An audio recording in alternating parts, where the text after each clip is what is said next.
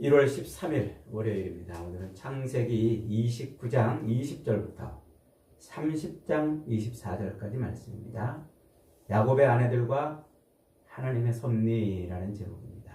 야곱의 아내들과 하나님의 섭리.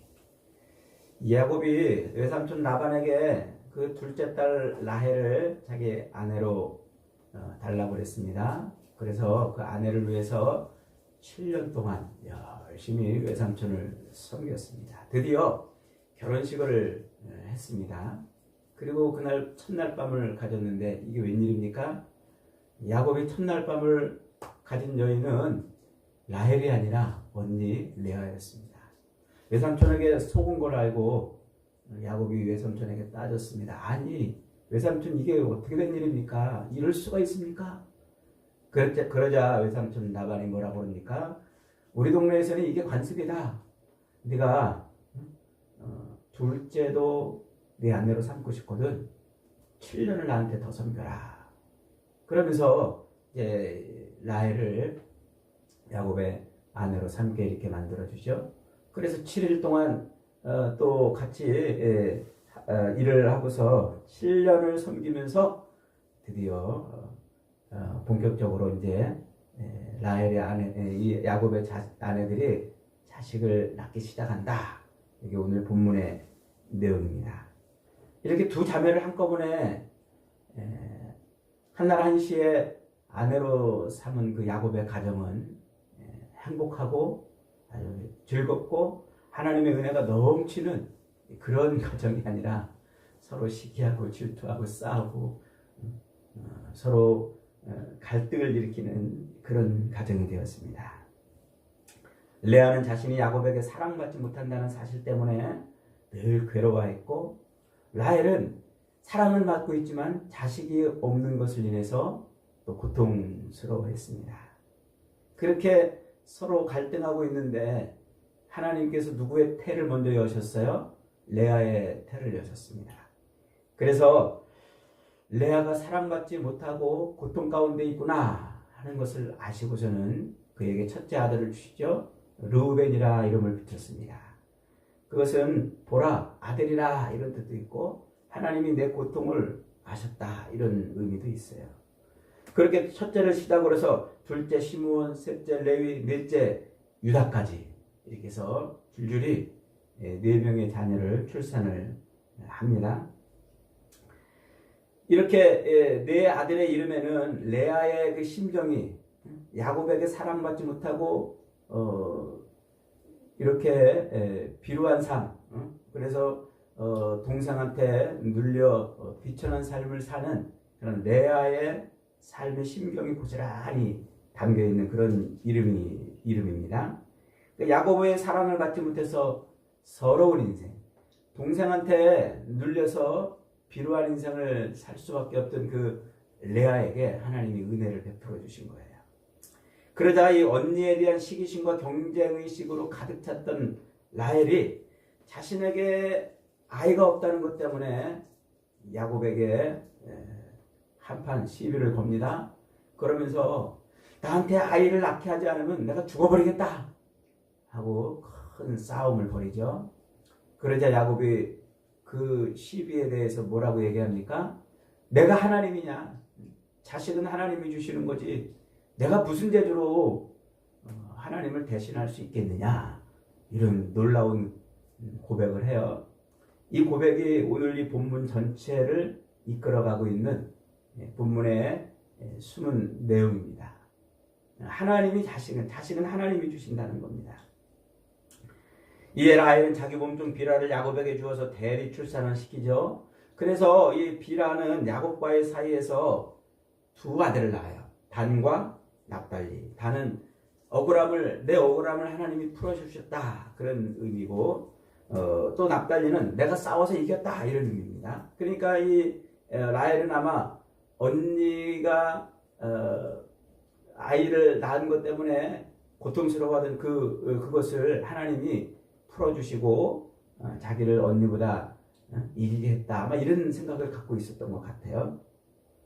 레아 역시도 이에 질투심이 생겨가지고 또 자신의 몸중 실바를 야곱에게 주어서 아들을 낳고자 합니다. 실바도 이 야곱과의 사이에서 갓이라는 아들과 아셀이라는 또 두 아들을 얻게 되죠. 이렇게 두 자매가 서로 앞을 다투어 가지고 자식을 낳으려고 애를 쓰고 그 속에 또 자기의 그 상처와 자기의 아픔을 달래보고자 하는 그런 이야기가 오늘 본문의 이야기입니다. 그 뒤에 레아는 다시 또 하나님께서 자신의 태를 여셨다 해가지고 다섯 번째 아들 또 여섯 번째 아들 이사갈과 스볼론을 낳지요. 이렇게 해서 레아는 총 6명의 자식을 낳아요. 그리고 그의 몸종을 통해서 2명의 자식을 더 얻죠. 라헬은 자기 몸종을 통해서 2명의 자식을 얻고 그 다음에 나중에 요셉과 베냐민 두 아들을 얻고 이렇게 해서 총 12명의 아들을 얻게 됩니다. 그렇게 라헬이 언니가 자식을 열심히 낳는 동안에 자기는 자식이 없음을 인해서 한탄하고 여종을 인해서 자식을 얻었다가 그러다가 오늘 본문 마지막에 어떤 일이 벌어집니까? 하나님께서 라헬의 태를 여셔서 요셉을 주시는 거예요. 11번째 아들 요셉을. 그 요셉의 이름을 하나님께서 또 다른 아들을 더하게 하실 것이다. 이런 여운을 남기는 이름으로 이렇게 아들 낳는 이야기가 마무리되었어요. 오늘 창세기 29장 20절부터 30장 24절까지 이렇게 야곱의 두 아내들이 경쟁적으로 자식을 낳는 이 이야기는 한 가정 내에서 벌어지는 그런 사랑과 그리고 질투와 시기와 속임수와 배신 이런 것이 얽히고 설키고 버무려져 있는 한 가정의 이야기처럼 보입니다.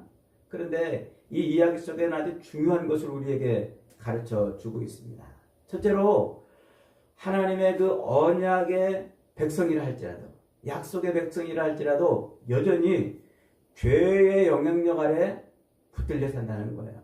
그래서 늘 자기의 욕망을 채우고 자기의 욕심을 채우고 늘 세상의 모든 일이 자기중심적으로 돌아가야 직성이 풀리는 그런 인간의 모습이 고스란히 반영이 되어 있습니다. 이렇게 자기중심적으로 역사가 흘러가도록 요구하고 바라고 소망하는 것이 죄인됨의 특징이란 말이죠.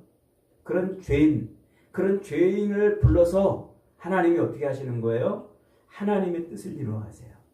그런 죄인들을 통해서 하나님은 또 여전히 하나님의 일을 이루어 가시죠. 그러니까 죄성이 가득하고 그 본래적 본성적 죄로 사는 그 인간들을 하나님께서 주권적으로 하나님의 주권적인 섭리로 그들을 붙들어서 끝내 뭘 이루게 하시는 거예요?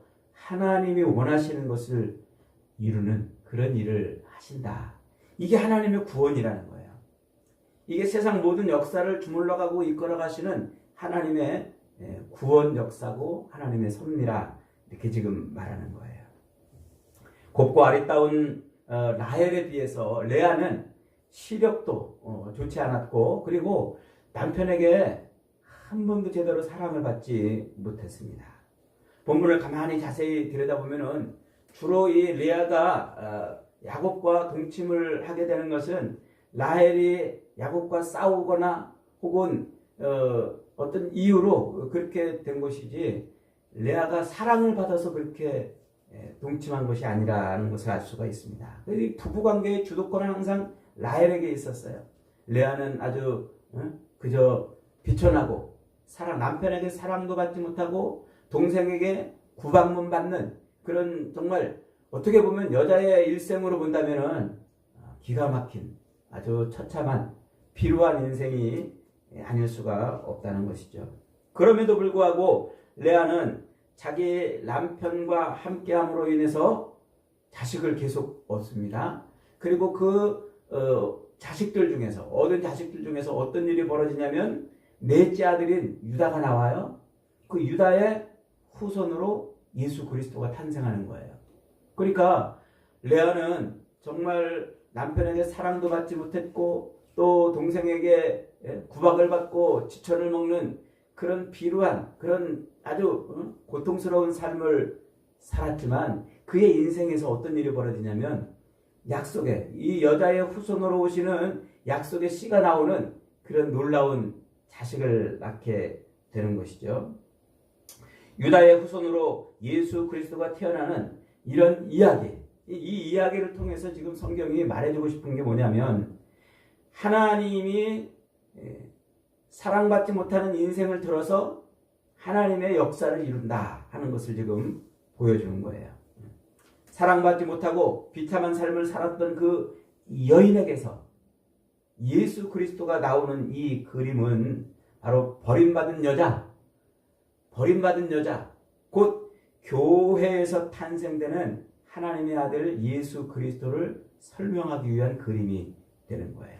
그래서 예수님이 이 땅에 태어나실 때, 예수님이 태어나실 때 그 모습을 이사야 선지자는 이사야 53장에서 뭐라고 보여주냐면, 그는 주 앞에서 자라나기를 연한 순 같고 마른 땅에서 나온 뿌리 같아서 고운 모양도 없고 풍채도 없은즉 우리가 보기에 흠모할 만한 아름다운 것이 없도다. 그는 멸시를 받아 사람들에게 버림받았으며 간고를 많이 겪었으며 질고를 아는 자라. 마치 사람들이 그에게서 얼굴을 가리는 것 같이 멸시를 당하였고 우리도 그를 귀히 여기지 아니하였도다. 그러니까 남편에게 사랑도 받지 못했고 또 구박을 받고 천대와 멸시를 당했던 그 여인에게서 그리스도가 나오는 이 그림이 예수 그리스도가 세상에서 멸시받고 천대받는 그런 삶을 살 것을 예표하고 있는 거란 말이죠. 이게 사람들에게 사랑을 받지 못했으나 그러나 하나님의 사랑을 받음으로 말미암아 마침내 약속의 후손인 교회가 탄생되는 그림이에요, 이게. 그래서 약속의 후손을 탄생케 하는 예수님의 족보에 하나같이 사랑을 받지 못하는 여인이 등장하는 거예요. 마태복음에 가보면은 예수님의 그 족보가 쭉 소개되는데 거기에 4명의 여자의 이름이 등장을 하지요. 4명. 그 4명의 여자는 원래 이 히브리인의 족보에는 여자가 등장할 수 없었어요. 여자가 그 대를 잇는 자리에 들어갈 수가 없어요. 그런데 예수 그리스도의 족보에 여자가 대를 잇는 그 자리에 들어가 있어요. 기가 막힌 일 아닙니까? 그 족보를 통해서 말해주려고 하는 게 뭘까요? 바로 지금 오늘 이 그림, 남편에게 사랑받지 못했고 버림받고 지천당하고 비천한 삶을 살았던 그 여인을 통해서 여자의 후손이 나오는 이 그림이 이스라엘 역사 속에서 완성이 된다는 것을 지금 보여주는 거예요. 그래서 그 마태복음 족보에 나오는 그 4명의 여자 중에 첫 번째가 누구냐면은 다말이죠. 다말. 유다. 이 레아가 낳은 4번째 아들인 그 유다의 며느리 다말입니다. 유다는 자기 자식을 낳았습니다. 세 아들을 낳았는데 첫째 아들이 이제 이 다말과 결혼을 해요. 근데 그만 자식을 낳지 못하고 일찍 죽어요. 그러니까 둘째 아들이 이 형의 아들을 낳기 위해서 형수에게 또 들어갑니다. 이게 이제 이 히브리 율법에 있는 형사 취수법이라는 거예요. 형이 자식을 낳지 못하고 죽으면 아들이 형수와 결합해가지고 그 형의 자식을 낳아주는 그런 제도란 말이죠. 그런데 이 동생 오난이 그 형의 아들을 낳기가 싫어가지고 그만 형수와 동침을 하는 가운데 땅에다 설정을 해버려요. 하나님이 그 행위를 악하게 보셔가지고 그래서 그를 죽여버립니다. 그러니까 이제 이 시아버지 유다가 볼 때는 막내 아들 하나 남았는데 저것도 잘못되면 어떻게 돼요? 큰일 나잖아요. 그러니까 그 며느리를 본체만 채해요. 그 막내 동생을 통해서 이 아들을 얻게 해야 되는데 며느리를 오히려 구박하고 본체만 채해서 며느리가 자기 친정으로 쫓겨가요. 그 친정으로 쫓겨갔더니 며느리가 어느 날 꾀를 내가지고 어떤 일을 벌여요? 창녀처럼 분장을 해가지고 자기 시아버지인 유다에게 접근해가지고 그만 애를 가져버려요. 그래서 그 애를 낳게 되죠. 그런데 그 다말이 창녀로 변장해가지고 애를 갖는데 그게 베레스와 세라라는 쌍둥이가 낳는 것입니다. 그 후손 중에 누가 나와요? 그 후손 중에 예수 그리스도가 나오는 거예요. 예수 그리스도의 족보를 이어갈 그런 일이 이제 거기서 나오는 거죠. 그러니까 이 기가 막힌, 인간적으로 볼 때는 정말 있어서도 안 되는 그런 족보지만 하나님이 지금 어떻게 하시는 거예요? 비천하고 버림받고 그렇게 사랑받지 못하는 여인을 통해서 하나님이 자손을 이어가는 이야기를 지금 또 요 레아의 이야기를 지금 역사 속에서 실현해 가고 있는 거예요. 그 다음에 예수님의 족보에 등장하는 두 번째 여자가 누굽니까? 기생 라합이죠. 기생 라합은 이방인이었어요. 그러나 여리고성을 무너뜨리려고 할 때 그때 소문으로만 들었던 하나님을 고백하면서 이스라엘 속으로 들어오는 그런 여인입니다. 그리고 여리고가 진멸될 때 혼자 살아남아서 그는 누구를 낳냐면은 이스라엘 백성과 결혼해서 보아스를 낳아요. 보아스가 누구예요? 보아스가 다윗의 조상이고 그리스도 예수의 조상이 되지 않습니까? 그렇게 창녀, 정말 사람들에게 멸시받고 인정받지 못하고 사람 취급 못 받던 그 여인을 통해서 하나님이 약속의 씨를 보내주는 이 그림이 지금 이 레아의 인생을 역사 속에서 펼쳐갔다 지금 이 말이에요. 그 다음에 예수님의 족보에서 등장하는 세 번째 여인은 룻입니다. 룻도 역시 이방 여자 아닙니까? 그녀는 모압 사람으로서 베들레헴에서 이민을 나온 이 나오미의 가족, 그 가족들 자식들과 결혼해가지고 그 가족이 되죠. 하지만 이 자기 시아버지도 일찍 죽고 남편도 또 일찍 죽어요. 시동생도 일찍 죽어요. 이 시어머니와 이 며느리만 남아가지고 한 며느리 오르바는 자기 고향으로 돌아가고 이 나오미는 끝까지 이 룻은 끝까지 시어머니 나오미를 쫓아서 자기 고향이 시어머니의 고향으로 돌아갔죠. 거기 돌아가서 어떤 일이 벌어져요? 거기서 바로 이 보아스를 낳는 그런 일이 이제 벌어지잖아요. 죄송합니다. 거기서 보아스를 만나서 다윗의 조상을 낳는 그런 일이 벌어지잖아요. 그러니까 이게 정말 삶의 소망이었고 비천하고 사랑도 제대로 받지 못했던 그 여인이 역사 속에서 어떻게 하나님의 약속의 자녀를 잉태해 나가는지를 보여주는 거란 말이죠. 마지막으로 예수님의 족보에 등장하는 여자는 예수님의 어머니 마리아입니다. 마리아는 처녀 때 애를 가졌어요. 유대 율법에 의하면 처녀가 애를 가지면 돌 맞아 죽게 돼 있어요. 그러니까 요셉이 그 여인을 어떻게 했어요? 자기의 사랑하는 여인이니까 가만히 끌고자 이걸 알리면은 돌 맞아 죽으니까 그 여인이 죽지 않게 하려고 조용히 끌고자 이렇게 생각을 했어요. 그러니까 요셉조차도 그 마리아가 간음을 했다고 확신을 한 거예요. 그래서 끊고자 했지만 그러나 크게 말하면은 저 여자가 죽으니까 조용히 끊고자 그랬단 말이죠. 그렇게 정말 이 아이를 처녀 때 아이를 가져가지고 이 마리아는 정말 고통스러운 삶을 살죠. 힘들고 칼이 자기를 찌르는 것 같은 그런 삶을 살아냅니다. 그런데 그 여인을 통해서 예수 그리스도가 탄생을 하게 되는 것이죠. 그 여인, 고통스러운 인생의 여인 끝자락에 누가 있는 거예요? 예수가 있는 거예요. 예수가. 그래서 지금 레아가 네 번째 아들인 유다를 낳고 그 유다를 통해서 이렇게 고통스러운 여인의 인생의 끝자락에 예수가 등장하는 바로 이 구속사의 그림이 오늘 하나님이 이 이야기 속에 담아놓고 있는 위대한 하나님의 섭리의 그림인 거예요. 그래서 이렇게 성경은 레아의 이야기를 통해서 우리 인생의 복이 무엇인지를 지금 설명하고 있어요. 사람이 겪는 이 기구한 운명이나 혹은 불쌍한 처지나 이해할 수 없는 당혹스러운 삶을 사는 그런 상황 속에서도 하나님의 사랑을 받아 그리스도 예수에게 연결이 되어 있는 인생이 복 있는 인생이라는 거예요. 비록 사람들에게는 사랑받지 못하고 비록 사람들에게 멸시와 조롱을 당하고 또 비천한 데 처할 수밖에 없는 그런 인생이라 할지라도 하나님의 사랑을 인해서 그 인생의 끝자락에 누가 있으면, 예수가 있으면 그 인생은 복 있는 인생이다. 그 얘기를 지금 하고 있는 거죠.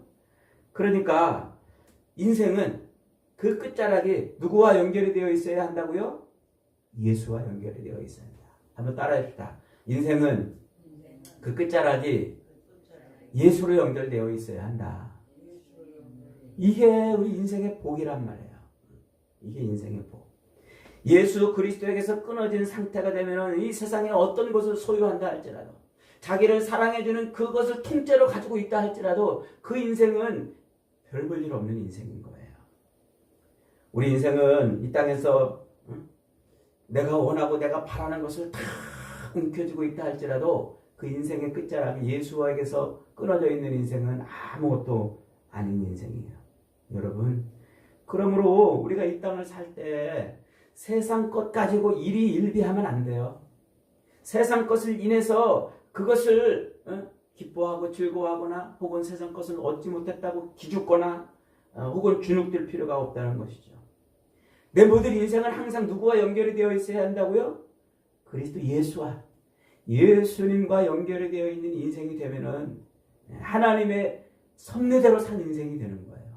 그게 하나님의 섭리, 하나님의 절대적 주권하에 사는 인생이라 하는 것이죠. 비록 레아처럼, 비록 다말처럼, 비록 기생 라합, 그리고 이방 여인 룻처럼, 그리고 기구한 운명의 마리아처럼 그런 삶을 산다 할지라도 그 인생의 끝자락이 예수로 연결이 되어 있다면 그게 하나님의 섭리를 이루는 복된 인생이다 하는 것이죠. 그래서 내 인생의 끝자락에 예수가 있어야 되는 거예요.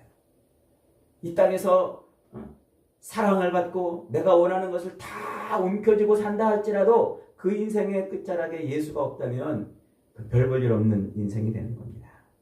그래서 인생의 그 마지막을 설명해 주는 요한계시록에 가면은, 요한계시록 12장에 가면은 해를 옷 입은 여인이 누구를 낳아요?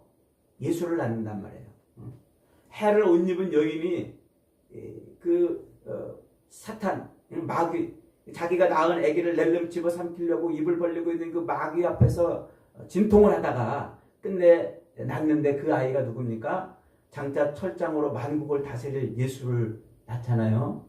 그래서 인생의 고통 가운데 있는, 그리고 세상에서 정말 버림받고 시련당하고 미움을 받고 그렇게 사는 그런 인생을 통해서 예수가 나오고 그 예수가 다시 그 인생을 구원해내는, 이것이 바로 하나님의 구원의 역사인 것이죠. 그러니까 지금 레아가 낳은 이 자식들, 그리고 라헬이 낳은 이 자식들은 하나님이 어떻게 하세요? 12명의 자식을 이스라엘의 이 기원으로 삼아주신단 말이에요.